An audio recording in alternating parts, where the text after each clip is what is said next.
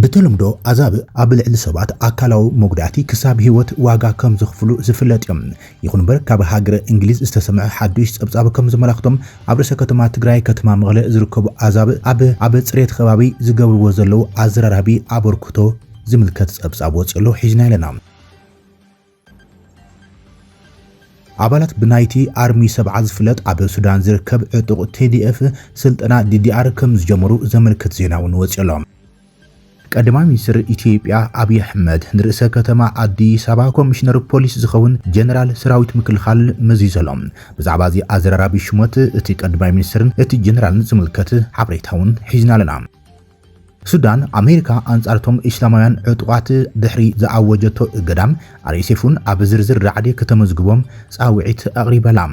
አርኤስኤፍ በወገኑ እቲ ሱጉምቲ አሜሪካም ንአርኤስኤፍ ዓብይ ዓወት ከም ዝኾነ እዩ ገሊጹ ዘሎ ብዛዕባ እዚውን ብዝርዝር ሒዝናለና إيران قبل لعلي قرابة تهجرات حديش متقعتي جميرالام إيران قبل قدم حسي استبهلو متقعتات قبل لعلي قرابة تهجرات وشمت عرب متقعتات ناكاريت هزلام أمريكاون قبل مصابو هرمز تانكرات إيران وقعا كمزك أسألتن أفريت ألام عبد خبابي زلو كبيد وطري زملكتون بزرزر حجنالنا ኣብ ኢትዮጵያ ኣብ ሓደ ገዳም ብዝተፈጸመ መጥቃዕቲ ድማ ሰባት ከም ዝተቀተሉ ዘመልክት ዜናውን ወጽሎም ካብ ትግራይ ሆራይዘን ሰብስክራይብ ላይክ ሼር እንዳገበርኩም ዜናታትና ክትከታተሉ ንዕድመኩም ሰናይ ምክትታል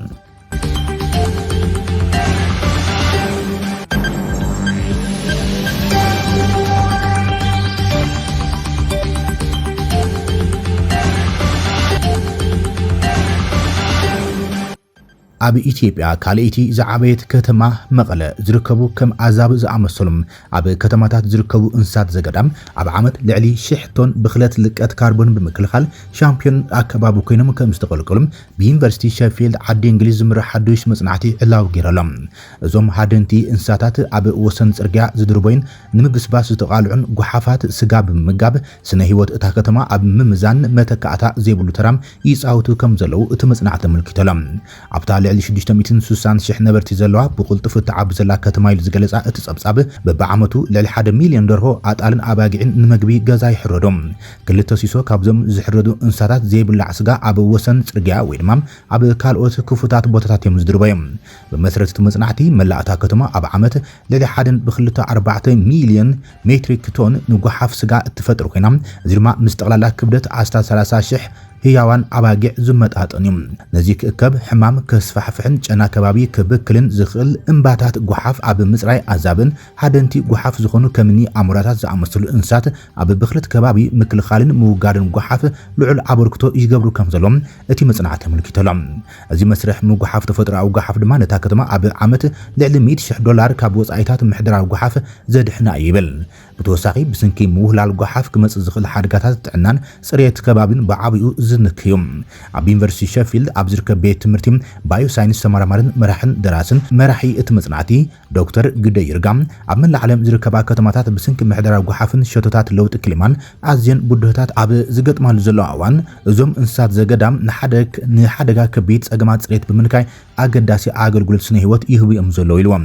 ዶክተር ግደይ ወሲኾም ኣብታ ከተማ ምስ ልዕሊ 400 ብዘይ መደብ ዝተመረጹ ስድራቤታት ወይ ድማ ብሃንደበት ዝገብሮ ቃለ መሕተት ነበርቲ ምዞም ኣብ ከተማታት ዝርከቡ ጉሓፍ ብተፈጥሮኣዊ መንገዲ ይዓልዩ ከም ዘለዉ ብንጹር ከም ዝርዱን ከም ዝድነቁን ሓቢሮም እዚ ንባል እዚ ድማ ንቡር ካብ ምትታው ደቂ ሰባት ነፃ ዝኾነ ሰፊሕ ከባቢ ተፈጥሮኣዊ መነባብሮም ዝጠልቡ ዓበይቲ በላዕቲ እንስሳት ኣብ ሰብ ዝሰርሖ ከተማዊ ከባቢታት ብሰላም ክነብሩ ከም ዝኽእሉ እውን ዓብይ ኣብነት ይብል እዚ ሞዴል ኣብ ካልኦት ናይ ኦርጋኒክ ጉሓፍ ጸገም ዘለዎን ሃገራት ኣፍሪቃ እንተላይ ኣብ ከተማታት ኢትዮጵያ ክውዕል ከም ዝኽእል እቶም ተመራመርቲ ኣምኑ ቁጠባውን ከባቢያውን ኣገዳስነት ካልኦት ጉሓፋትን ድሕሪ ምምስራት ሕጂ ኣቃልቦም ናብቶም እንስሳት በዓሎም ይቕንዕሎም ዝቕጽል ምዕራፍ ናይቲ መጽናዕቲ ኣብ ከተማዊ ኣነባብሮም ምስቶም ናይ በረኻ መዛንኦም ክነጻጸሩ እንከሎም ኣብቶም እንስሳታት ኣካላዊ ለውጢ የስዕብ ድዩ ኣይገብርን ብሰፊሑ ምርመራ ከም ዝግበር እዩ እቲ ጸብጻብ ኣመልኪቱ ዘሎ ኣብ ርእሰ ከተማ ትግራይ ከተማ መቐለም ዝርከቡ ኣዛብም ካብ ቀረባ እዋናት ናብዚ ብፍላይ ኣብ ዘይውሕስ መዕቆቢ ተመዛበልቲ ዝርከቡ ወገናት እንዳኣተው ከም ዘጥቅዑን ዝፍለጥ ኮይኖም እዚ ሓዱሽ ጸብጻብ ድማ በቲ ኻሊእ መዳይ ካብ ጉዳኣታት እቶም ኣዛብም ኣብ ጽሬት ከባቢ ዘለዎም ግደ እዩ ኣጉሊሁ ዘሎ አባላት ናይታ በአርሚ 7 እትፍለጥ አብ ሱዳን እትንቀሳቀስ ዕጡቅ ሓይሊ TDF ስልጠና DDR ከም ዝጀመሩ ተገሊጾም ኣብ ከባቢ ደቡብ ሱዳን ኢትዮጵያን ዝንቀሳቀሱ ዝነበሩ አባላት ሰራዊት ትግራይ አርሚ 7 ዝነበሩም ናብ ኢትዮጵያ ኣትዮም ስልጠና DDR ከም ዝጀመሩ ተገሊጾም እዞም ልዕሊ 500 ነበራት ዕጡቃት TDF ዝነበሩን አንጻርቲ ኣብ ልዕሊ ትግራይ ዝተኻየደ ጆኖሳይዳል ኩናት ብሄራዊ ጉቦም ዝተዋጽኡ ምዃኖምን ናብ መስርሕ DDR ንምእታው ብመንግስቲ ፌደራል ተቐባልነት ዝረኸቡ እዮም ተባሂሎም በዚ መሰረት ኣብ ኣዋሽ 40 ኣብ ዝርከብ ጊዜያዊ ማእከል ዲሞቢላይዜሽን ስልጠና ይወስደሎም ነቲ መስርሕ ብዝምልከት ኮሚሽነር ሃገራዊ ኮሚሽን ዳግመ ህንጸት ተመስገን ጥላሁን ኣብ ዝሃቦ መብርሂም አባላት አርሚ 7 ብወለንተኖም ናብ ሃገር ብምምላስን ኣካል ናይቲ መስርሕ ብምዃን ሓድሽ ተስፋ ሰላም ከም ዝፈጠረ ገሊጾም እቲ ኮሚሽነር ወሲኹ ክሳብ ሕዚ ኣብ መላእ ሃገር ልዕሊ 85,000 ዕጡቃት ነበር ተሃድሶ ከም ዝተገብረሎም ኣብ ትግራይ ድማ ልዕሊ 63,000 ዕጡቃት ተሃድሶ ከም ዝተገብረሎም ገሊጾም ሓላፊ ዋና ዳይሬክቶሬት ዓቕሚ ሰብ ሌተናል ጀነራል ሓጫሉ ሸለመ ዕጡቃት ነበር ዝመረጽዎ መንገዲ ሰላም ዝናኣድ ምዃኑ ብምጥቃስ ካልኦት ኣሰሮም ተኸቲሎም ኣብ ህንጸት ሃገር እጃሞም ከበርክቱ ጸዊዖም እቲ ስልጠና ዝዛዘሙ ነበራት ዕጡቃት መስርሕ DDR ዲስአርማመንት ዲሞቢላይዜሽን ዳግመ ምትእሳርን ከሓልፉን ሓዋሩ ናብ ሕብረተሰብ ክወሃድ ምዃኖም እዩ እቲ ጸብጻብ ዘመልከት ቀዳማይ ሚኒስትር ፌደራል ዲሞክራሲያዊት ሪፐብሊክ ኢትዮጵያ አብይ አህመድ ኣብ ርእሰ ከተማ አዲስ አበባ ንፖሊስ ኮሚሽነር አዘራራቢ ሹመት ይበሎም በመሰረት እቲ ጸብጻብ ነቲ ኮሚሽን ዝመርሕ ዝነበረ ኮሚሽነር ጌቱ አርጋም ካብ ስልጣኑ ተዓልዩ ብሌተናንት ጀነራል አስራት ደኔሮም ዝተባሃለም ላዕለዋይ ወታደራዊ ሓላፊ ሃገራዊ ምክልኻል ተተኪሎም እቲ ጀነራል ድማ ኮሚሽነር ኮሚሽን ፖሊስ አዲስ አበባ ኮይኖም ተሓጋዚ ኮሚሽነር ቶፊቅ ሜደደን አቶ ኤርዚክ ኢሳን ነተሓድሽ ኮሚሽነር ከም ምክትላት ክሕግዙ ተመዲቦም በመሰረት እቲ ዝወጽ ዜና እዚ ሹመት እዚ ኣብ ምሕድራ ማሕወር ጸጥታ ከተማ መሰረታዊ ስትራቴጂካዊ ለውጢ ዘንጸባርቕ ተባሂሎም ነቲ ስሩዕ ሓላፊ ፖሊስ ብላዕለዋይ ወታደራዊ ጀነራል ምትካ መንግስቲ ኣብ ርእሰ ከተማ አዲስ አበባ ጸጥታ ዝተፈልየን ዝያዳ ዕጡቕን ኣካይዳ ይኽተል ከም ዘሎም ዘርኢ ምልክት ምዃን ገሊጾም እዚ ኣገባብ እዚ ኣብታ ከተማ ንዝፍጸም ዝተወደበ ገበን ወይ ድማ ጸጥታዊ ስቃታት ብወታደራዊ ዲሲፕሊንን ሓያል ሰንሰለት ትእዛዝን ምቁጻር ዝዓለሙ ምዃኑ ተኣሚኑ ዘሎም ብኻልእ ወገን ድማ እቲ ሲቪላዊ ትካል ፖሊስ ብወታደራዊ መኮንን ከይምራሕ እዚ ድማ ነቲ ንቡር ናይ ፖሊስ ባህሪ ምኽባር ሕግን ኣገልግሎት ማሕበረሰብን ናብ ወታደራዊ ኣግባብ ክቕይሮ ዝፈርሑ ወገናት ኣለውዮም ብመሰረት ናይ ቀረባ ምንጭታት ሓበሬታ ሓድሽ ኣመራርሓ ኮሚሽን ስልጣን ምዝሕዝ ብዙሕ ዝተሓላለኸ ቡድታት ክገጥመዮም ኣዲስ ኣበባ ፖለቲካዊ ማእከልቲ ሃገር ብምዃናም ጥራይ ዘይኮነ መንበሪ ሕብረት ኣፍሪቃን ማሕበረሰብ ዓለምን ስለ ዝኾነት ኣብታ ዝተፈላለዩ ረብሓታት ዘለዋ ከተማ ሰላም ምሕላው ኣዝዩ ረቂቕ ዕማም እዩ ስለዚ ሌተናንት ጀነራል አስራት ዲነሮም ምክትላቱን ኣብ ርእሲ ምሕላው ሰላም እታ ከተማ ሰብኣዊ መሰላት ነበርቲ ምኽባር ወታደራዊ ስርሒታት ምስ ሲቪላዊ ኣገልግሎት ፖሊስ ምዋሃድ ከምኡን እምነት ህዝቢ ምርካብን ምዕቃብን ቀንዲ ቡድታት ከጋጥሞ ከም ዝኽእሉ እዮም ድሮ ነቐፌታታትን ጥርጣሬታትን ዝቐርቡ ዘለዎም ሱዳን አሜሪካ አንጻር ኢስላማውያን ዕጡቃት ድሕሪ ዝኣወጀቶ እገዳ RSF ውን ኣብ ዝርዝር ራዕዲ አሜሪካ ክምዝገብ ጸዊዓ ሚኒስትር ጉዳያት ወጻኢ ሱዳን ብሶሉስ ኣብ ዝሃቦ መግለጺ መንግስቲ አሜሪካ ንኢስላማዊ ምንቅስቃስ ከም ግብረ ሽበራዊ ትካል ምቕማጡ ብምዝኻር ሓይልታት ቁልጥፉ ሃብቲ ደገፍ ወይ ድማ RSF ውን ኣብቲ ዝርዝር ክውሰኹ ጸዊዕሎም ዋሽንግተን ዝሓለፈ ሶኒ ንኢስላማዊ ምንቅስቃስን ቦጠልኒ አልባራ ቢን ማሊክን ዝርከቦም ማሕበር የሕዋት ኢስላም ሱዳን ብፍሉይ ዝተመደቡ ዓለማዊ ግብረ ሽበራዊ ኢላ ሰይማትም እያ ብተወሳኺ ኣብ ናይ ወጻኢ ግብረ ሽበራዊ ትካላት ክምድቦም ምዃኑ ነፍሊጥዮም ሚኒስትር ጉዳያት ወጻኢ ሱዳን ኣብ ዘውፅአ መግለጺ መንግስቲ ንጉጅለታት ሱዳን ብዝምልከት አሜሪካ ዝወሰደቶ ውሳነም ከም ዘኽብሮን ሓቢሮሎም መርገጺ መንግስቲ ሱዳን ንኹሉ ዓይነት ግብረ ሽበራን ዓመጽ ዝመልኦ ጽንፈኝነትን ብዘይ ኣፋላይ ወይ ምምራጽ ምኹናን ምዃኑ መልክቶም ኣብ ሱዳን እግራዊ ሰብኣዊ ሕጊ ዝጥሕሱን ግብረ ሽበራም ገበናት አንጻር ሰብኣውነት ገበናት ኩናት ዝፍጽሙ ኩሎም ጉጅለታት ከም ግብረ ሽበራዊ ጉጅለታት ክምደቡ ከም ዘሎም መንግስቲ ሱዳን ይኣምን ክብልዩ እቲ ሚኒስትሪ ወሲኹ ገሊጹሎም እቲ መግለጺ ነቲ ዓመጽቲ ሚሊሻ RSF ከም ግብረ ሽበራዊ ጉጅለ ንምምዛዝ ዝቐርበ ጻውዒት ምላሽ ክውሃቦም ኣተሓሳሲቦም እቲ ሚኒስትሪ ኣብቲ ዝቕጽል ዘሎ ግጭት ገበናት ኩናት ገበናት አንጻር ሰብኣውነትን ምጽናት ዓሌትን ግብረ ሽበራን ብዝብል ክስታቱም ንRSF ተቂስዎ ዘሎም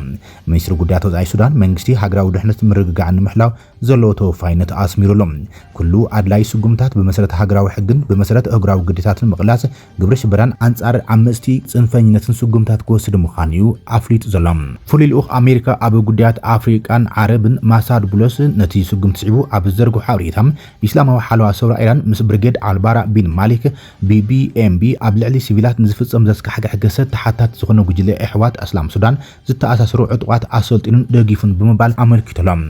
ንማሕበር ሕወሓት ኣስላም ሱዳን ብፍሉይ ዝተመደበ ዓለማዊ ግብረ ሽበራዊ ምዃኑን ቅድሚ ሕዚ ንቢቢኤምቢ እገዳ ከም ዝገበርና ይዝከር እዩ ዝበለ እቲ ፍሉይ ልኡኽ እዚኦም ገበነኛታት ብዘይተገትአ ዓመፅ ተሓተቲ ንምግባር ዝወሰዱ ኣገደስቲ ስጉምታት ኮይኖም በዓሌት ወይ ብሄር መሰረት ንሲቪላት ዒላማ ዝገበሩም ጽማቕ ቅትለታት ዝሓወሰ ምዃኑ ኣመልኪቶሎም እዚ ተግባራት እዚ ብሓባር ኣሜሪካ ንስርዓት ኢራን ኣብ መላእ ማእከላይ ምብራቕን ኬንያን ደም ፍሳስ ንምቕጻል ዝገብሮ ዘሎ ጻዕርን ምዝራግን ንምቁፅጻርን ተወፋይነት ከም ዘለዋ ዘጉልህ እዩ ኢሎም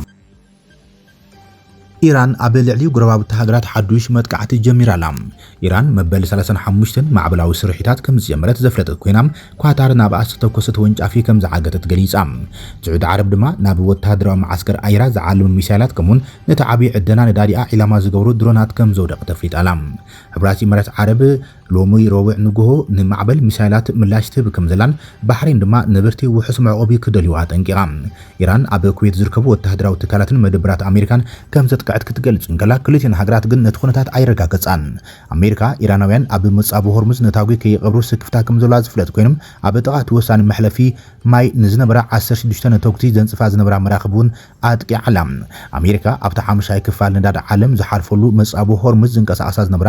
16 መራኽብ ሓይሊ ባሕሪ ኢራን ከም ዝዕነው ተፍሊጣላ ማእከላይ ትእዛዝ ሰራዊት ኣሜሪካ ኣብ ዝውፅኦ መግለጺ ኣብ መጻብ ሆርሙዝ ዝንቀሳቐሳ ዝነበራ 16 መጽረይት ነተውክቲ ተደምሲሰን ክብል ሓቢሮም ማእከላይ እዚ እተን መራኽብ መጥቃዕቲ ከወርዳም ዘርኢ ቪድዮ እውን ኣውፅላ ምዕጻብ መጻብ ሆርሙዝ ዋጋ ነዳዲ ክብል ከም ዝገበረን ሰራዊት ኣሜሪካ ድማ ነቲ መጻብ ክፉት ንክኸውን ካልእ ኣማራጭታት ይርኢ ከም ዘሎ ዋይት ሃውስ ገሊጹላ ኣሜሪካ ነዚ ዳሕራዋይ መጥቃዕቲ ዝጀመረት ሚኒስትር ምክልኻል ፔት ሄግስት ትማሊ እቲ መጥቃዕታት ኣብ መዓልታት እቲ ዝኸበደ ምዃኑ ድሕሪ ምግላጽ እዮም ሓደ ላዕለዋይ በዓል ስልጣን ጸጥታን ኢራን ግን ሃገሩ በቲ ፕሬዚደንት ዶናልድ ትራምፕ መሰረት ዘይብሉ ስጋት ከም ዘይትፈርሕ ገሊጹ እዮም ሚኒስትር ምክልኻል ሄግስት ኣሜሪካ ንመሳርሒታት ሚሳይል ኢራን መወንጨፊ ሚሳይላትን ኢንዱስትሪታት ምክልኻል ንምጥፋእ መደብ ከም ዘለዋ ገሊጾም ብተወሳኺ እቶም ዕላማታት ሓይሊ ባሕሪ ኢራን ምጥፋእን ኢራን ኒውክሌራዊ ኣጽዋር ንኸይትረክብ ንሓዋሩ ምዕጋት ዘጠቓልል ምዃኑ ኣመልኪቶም ብተወሳኺ ኣብ ዝሓለፉ 24 ሰዓታት ብኢራን ዝተወንጨፉ ሚሳይላት እቲ ኩናት ካብ ዝመር እቲ ዝወሓደ ምዃኑ እዩ ገሊጹ ሚኒስተር ኣብ ወንበር ሓበራዊ ሓለፍቲ ስታፍ ኣሜሪካ ጀነራል ዳን ካይን እውን መጥቃዕቲ ባላስቲክ ሚሳይል ኢራን እናነከይ ይኸይድ ከም ዘሎ ይገሊጹ እቲ መጥቃዕቲ ካብ ዝተጀመረሉ እዋን ብቴስዓ ሚእታዊት ወሪዱ ቆጽሪ ናይተን ንሓደ ዕላማም ዝሰርሓ ናይ ውግእ ሰብ ኣልቦ ነፈርቲ ድማ እቲ ወፍሪ ካብ ዝመር 83 ሚእታዊት ወሪዶሎም ሚኒስትር ምክልኻል ሄግስት እቲ ኩናት መዓስ ክውዳእ ከም ዝኽእል ክዛረብ ኣይደልየን ዓቕምታትና መወዳእታ ይብሎምን እቲ ኩናት ክሳብ መዓስ ከም ዝጸንሕ ግን ፕሬዚደንት ትራምፕ እዩ ዝውስን ኢሎም ኣብ ኢትዮጵያ ኣብ ሓደ ገዳም ዝተፈጸመ ናይ ሞርታር መጥቃዕቲ ሰባት ተቐቲሎም ኣብ ክልል ኣምሓራ ዞባ ደቡብ ወሎ ወረዳ መሃል ሳይንት ኣብ ዝርከብ ገዳም ርእሰ ኣድባራት ወታዓካ ነገስተ ኣትሮንስ ማርያም ብዝተፈጸመ ደብዳብ ከቢድ ብረት 6 ሰባት ከም ዝተቐተሉን ልዕሊ 20 ከም ዝተጎድኡን ምምሕዳር እቲ ገዳም ንዓይኒ መሰኻኽር ብምጥቃስ ገሊጾም እቲ ብቀዳም 7 መጋቢት 2026 ማለት እውን 28 ለካቲት 2018 ንጎ ሰዓት 9 ፈረቓን ኣብ ልዕሊ ገዳም ናይ ሞርታር መጥቃዕቲ ከም ዝተፈጸመ ናይቲ ገዳም ኣመሓዳሪ መክበብ ኣባ ገብረ እግዚአብሔር ኃይለ ማርያም ገሊጾም በቲ ቀዳም ድሕሪ ቅዳስ ዘጋጠመ መጥቃዕቲ ፈለስቲ ዲያቆናትን ተማሃሮ ናይቲ ገዳምን ከም ዝተቐተሉ ኣመሓዳሪ እቲ ገዳም ገሊጾም በቲ ዝተፈጸመ መጥቃዕቲ ኣቡ ከም ዝተቐተሉ ዝሕብር መሪ ጌታ ስሙር ኣብቲ ቤተክርስትያን ኣብያት ምስማዕኹ ብጉያ ከይደ ብዙሕ ሬሳታት ጸኒሕን ኢሎም ኣመሓዳሪ እቲ ገዳም ብወገኖም በቲ መጥቃዕቲ ሞርታር ናይቲ ገዳም መሪ ጌታም ክቐድሱ ዝመጹን ሽማግለታትን እግሮምን ኢዶምን ከም ዝተቆረጹ ብምሕባር ሓላውቲ ደብሪ ከዓ እግሮም ተቆሪጾም ዓይኖምን ዓዊሮም ኢልዎም ብተወሳኺ ፍንጭል ጫል ናይቲ ሞርታር ዝወቕዖም ልዕሊ 21 ሰባት ኣብ ሕክምናም ናይቲ ወረዳን ኣብ ከተማ ደሲ ኣብ ዝርከብ ሆስፒታልን ይሕከሙ ከም ዘለዉ ፍሊጦም እቲ መጥቃዕቲ ናይቲ ገዳም ኣገልገልትን ተገልገልትን ንሞባ ኣብ ዝተኣኸኸብሉ ከም ዝተፈጸመ ብምግላጽ ካብቶም ንሕክምና ኮይዶም ዘለዉ ካህናት ፈለስትን ዲያቆናትን ኣለዎም ኢሎም ሕጂ ኣብቲ ደብሪ ኣነ ጥራይ እዩ ዘለኹም ኣቐዲሙ ካብ 100 ዘይውሕዱም ኣገልገልቲ እዮም ነይሮም ድሕሪ ምባል እቶም ካብቲ ደብዳብ ዝደሓኑ ሰባት ሃዲሞም ከም ዝኸዱ ረድዮም በቲ ደብዳብ ናይ ሞርታር ኣብ ልዕሊ ኣዳራሽን ናሕስን ናይቲ ቤተክርስትያን እውን ከቢድ ዕንወት ወሪዶሎ ተባሂሉ ኣመሓዳሪ እቲ ገዳም ነቲ ሬሳታት ኣራሪና ኢና ጠርኒፍናዮ ሙሉእ ኣካላት ዝረኸቡ ናይ ሬሳ ኣይነበረን ኢሎም እዞም ኣብዚ ከባቢ ዘለዉ ዕጡቓት ከምዚ ዓይነት ወተሃደራዊ ብረት የብሎምን ክህልዎም እውን ኣይክእልን እዮም ዝበለም እዚ ናይ ዓይኒ ምስክር ነቲ መጥቃዕቲ ኣብቲ ከባቢ ዝርከቡ ኣካላት ጸጥታ መንግስቲ ዝፈጸሞ ክኸውን ከም ዝኽእል ግምቱ ሂቡ እቲ ከባቢ ዕጡቓት ፋኖን ሰራዊት መንግስትን ዝንቀሳቐስሉ ቦታ ከም ዝኾነ ተገሊጹ ብዛዕባ እቲ መጥቃዕቲ ካብ ክልል ኣምሓራ ይኹን ካብ መንግስቲ ፌደራል ዛጊድ ዝተዋሃበ መብርሂ የለን ናይ ኢትዮጵያ ኦርቶዶክሳዊ ተዋህዶ ቤተክርስትያን እውን ብዛዕባ እቲ ኣብ ዞባ ደቡብ ወሎ ዝተፈጸመ መጥቃዕቲ ኣመልኪታም ክሳብ ዝሕዚ ዝሃበቶ መብርሂ የለን